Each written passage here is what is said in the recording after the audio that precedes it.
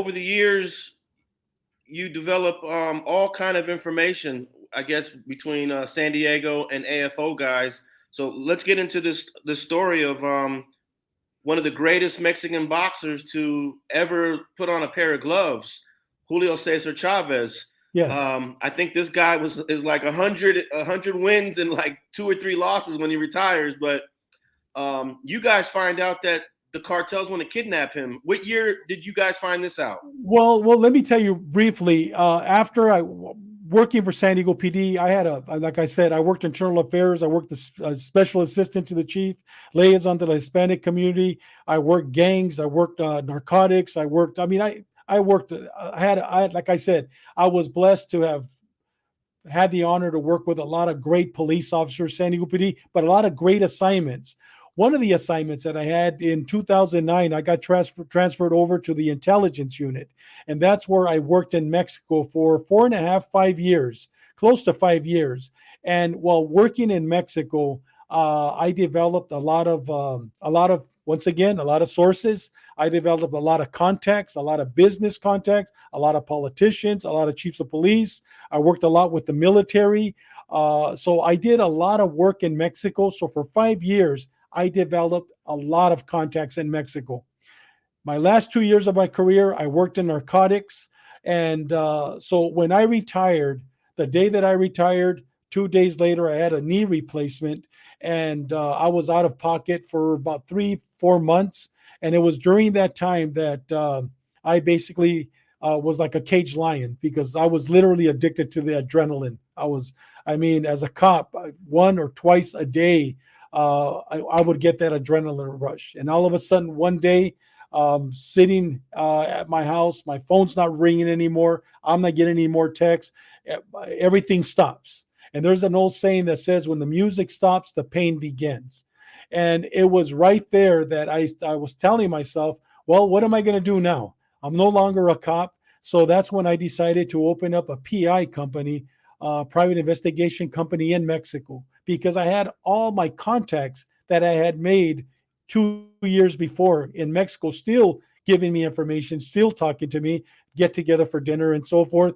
So it was then that I opened up my company in Mexico. During that time, another detective sergeant had retired from the police department, Oscar Armenta. Outstanding. He had worked homicide. This guy had a lot of investigative experience. He started working with me in Mexico. And it was during that time, it was February of 2017 that, before I go on, one of the things that Oscar also specialized in was informants, was persons that gave us sources of information, that would give us information. When we both left the police department, we took a lot of the informants with us. We literally didn't bring them with us, but what I meant is we still kept in contact with them. And while I was working for the police department, we would pay for the information. But because we always treated people with respect and we always treated them well and we never revealed their identity, no matter what the case was, these people were very loyal to us because we were loyal to them. So with that said, February of 2017, Oscar and I were in Mexico. His phone rings. He has it on speaker, and it's one of our old informants that was, during that time, in with the Arellanos in Tijuana. Calls him, and he says, hey, you've heard of Julio Cesar Chavez? Oscar says yes, and I'm driving. I'm going, yeah. And because now there's information about a world champion, like you said, a Mexican legend in boxing, and he tells them they're going to kidnap him at his son's fight. His son, Chavez's son, is fighting, and they're going to kidnap him. Okay, what else do we know? We just know they're going to kidnap him, and it's going to be a $2 million reward. Oscar looks at me, and I knew that Julio Cesar Chavez Jr. was going to fight Canelo Alvarez on May 6, 2017 in Vegas. So I look at Oscar, and I go, hey, that ain't going to happen in Vegas. These cartel guys, they're going to kidnap somebody. They're going to do it in Mexico, not in the United States. They fear American law enforcement. So I look at him. I go, okay. So he hangs up with him, and he tells me, and I go, it's not going to happen. The following day, that same source calls back again. This time he tells Oscar, yeah, they're going to kidnap him at his son's fight in Rosarito. When Oscar calls me, and I go, Oscar, Julio Cesar Chavez is fighting Canelo in Vegas. They're not fighting in Rosarito. But and then we find out, I start Googling it. I find out that yes, Julio Cesar Chavez's younger son, Omar, is fighting Canelo's brother, Ramon, in Rosarito on April 24th, 2 weeks before the Canelo fight in Las Vegas. So now it makes sense. About a week later, I'd say 5 or 6 days later, Oscar gets a second call. And the second call now is from another source that we had into another cartel. It was the Jalisco Nueva Generación. Now, that source was very good. He calls Oscar because, as police officers, we never act upon an informant information unless we have corroborating evidence to basically show us that it might be true. So we had the information. Now he gets another call from another informant who did not know the informant that we had in the Arellano cartel. There's different cartels, and they didn't know each other. He calls them, but now it's a little different. He calls and he tells them, hey, you know what? They're going to pick up Julio Cesar Chavez at his son's fight in Rosarito, but they're not only going to pick him up, they're going to ask for $2 million, but they're not going to release him. They're going to pay the money. They're not going to release him. They're going to assassinate him, and so he's not going to see his family. So whatever you want to do with it, this one gave us a little more information that I can't talk about because it might reveal who the source was, but they gave us a little more information, exactly what hotel, what door. So now we got two individuals, and still we didn't act upon it because we go, you know what, they probably heard it, but it's not going to happen. Well, about 3 days later, I get my call from somebody that I had in the Sinaloa cartel that was working there in Mexicali at the time, and also Tijuana.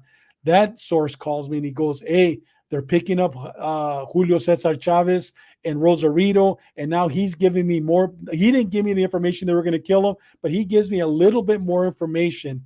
Now we have a case, Alex. So now when we get that information, that's when we develop a plan of action and we put it into place.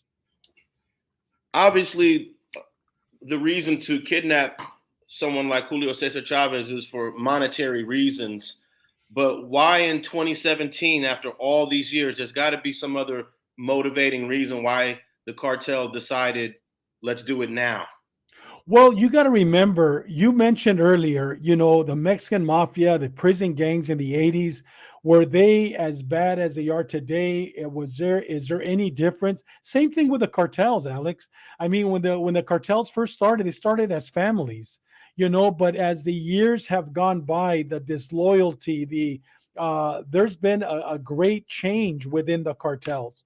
So because of that, I believe Julio Cesar Chavez, my personal belief, grew up in Culiacan, Sinaloa, was the people's champion of Mexico, but he's from Sinaloa. During this time in 2017, there was still a big war between the Arellanos, between Sinaloa, and between Tijuana. What better message to send out than you get a trophy like Julio Cesar Chavez? You kill a trophy like Julio Cesar Chavez. You kidnap a trophy for the Arellanos to display to the world.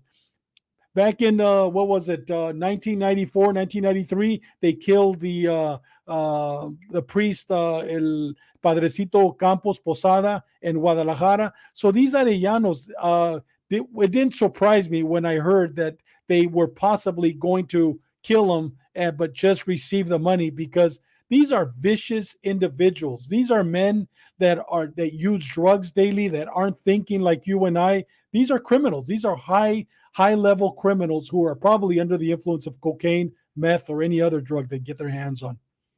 Now, let me ask you about the Arrellano-Felix cartel. They're based in Tijuana. That's correct.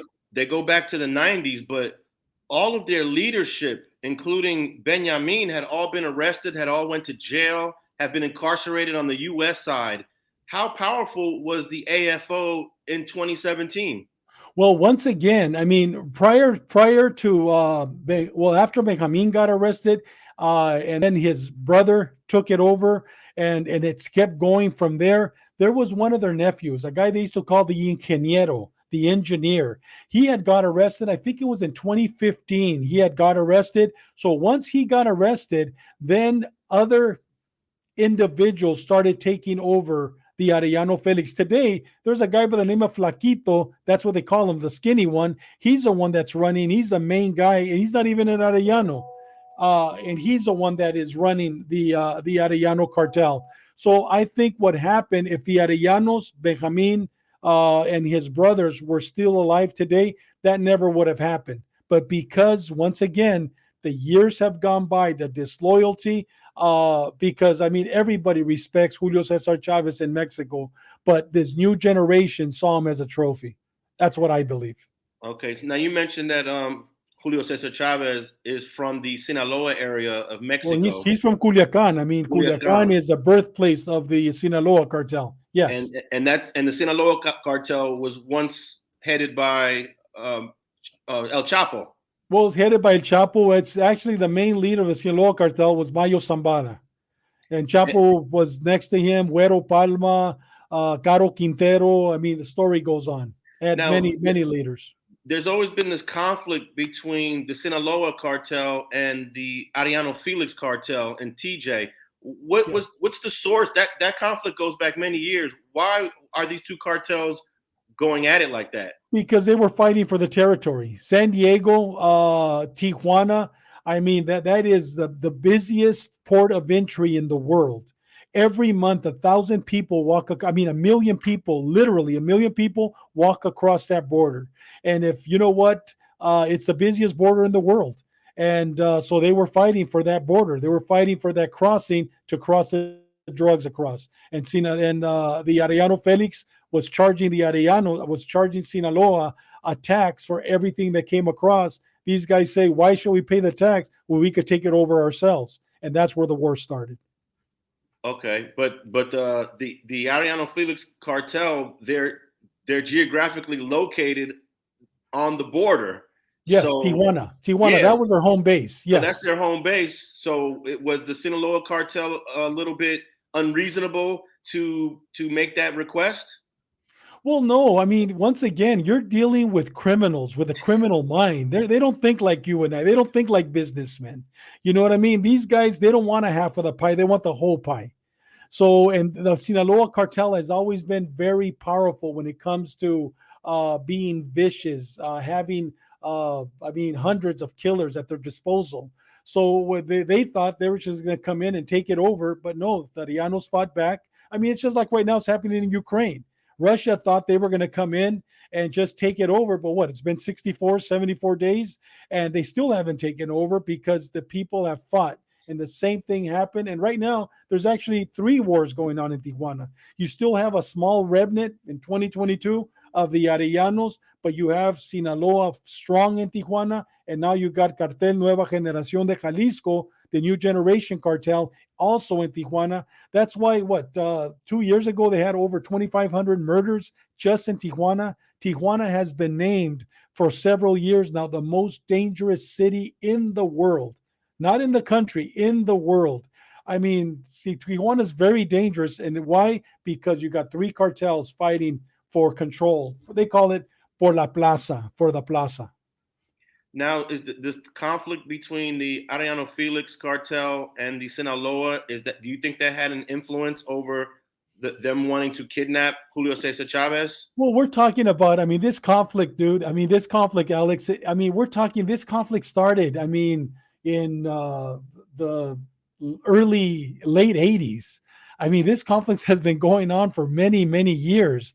The thing with Julio Cesar Chavez, the opportunity, most crimes occur because there's an opportunity. The opportunity was his son was fighting Canelo's brother in Rosarito. The Arellano cartel controlled Rosarito at the time. So it was easy to bring in whatever they were going to do and get them, pick them up, and kidnap them. It was very easy because they control a lot of the police, they control a lot of the military, they control a lot of the state police, municipal police. So that was the easiest plan for them to take them out, not in Culiacan, but in Rosarito. do the fighters ever think that maybe fighting in Rosarito is not a good idea? Fighters aren't cops. Fighters to have no training in security. To them, they train to fight. They never think about, is it dangerous? They don't think like us. And their managers, sad to say, a lot of them don't have the mindset that we have, especially me, former law enforcement, have that, it's dangerous. Things can happen. We make measures to prevent stuff like this from happening. Thanks for watching StreetTV.net. If you're not subscribed, please hit that button below and click the bell to receive alerts and notifications. Feel free to comment below so you can give us your feedback, and be sure to watch the 2 related episodes to the right. If you want to support this platform or follow us on social media, visit the links in the description, and thanks for watching StreetTV.net.